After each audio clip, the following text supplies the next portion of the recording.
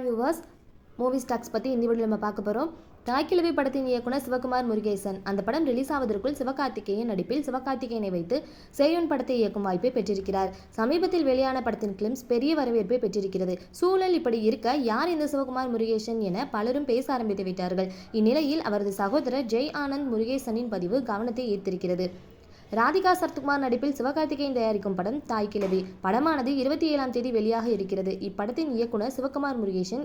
இவர்தான் ஆண் பாவம் பொல்லாதது படத்தின் கதாசிரியர் என்பதும் குறிப்பிடத்தக்கது.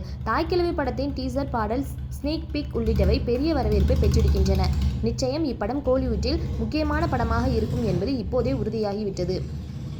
தாய்க்கிழவி படத்தை பார்த்த சிவகார்த்திகேயன் ரொம்பவே ஈர்க்கப்பட்டு விட்டார். இதன் காரணமாக வெங்கட் பிரபு இயக்கத்தில் நடிப்பதற்கு முன்னதாகவே சிவகுமார் இயக்கத்தில் நடித்துவிட முடிவு செய்து அவருக்கு தேதிகளை கொடுத்து விட்டார். படத்துக்கு சேயோன் என்று பெயர் வைக்கப்பட்டுள்ளது. கமல்ஹாசன் தயாரிக்கிறார். எஸ்கேவின் பிறந்த நாளை முன்னிட்டு சில நாட்களுக்கு முன்பு வெளியான கிளிம்ஸும் அட்டகாசமான ரெஸ்பான்ஸை பெற்றது.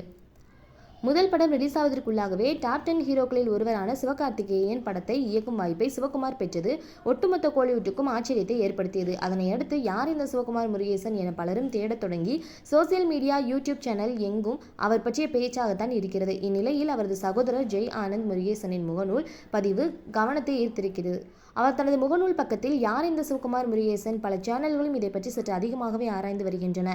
சிவா 2026 வானத்திலிருந்து திடீரென்று குதித்து சினிமாவுக்குள் வந்துவிடவில்லை. 2013 இதே சினிமாவுக்கு தான் இருக்கிறான். எப்படியாவது ஜெயிச்சிடணும்னு எல்லாரையும் போலவே அல்லது எல்லாரையும் விடவும் அதிகமாகவே உழைச்சிருக்கான்.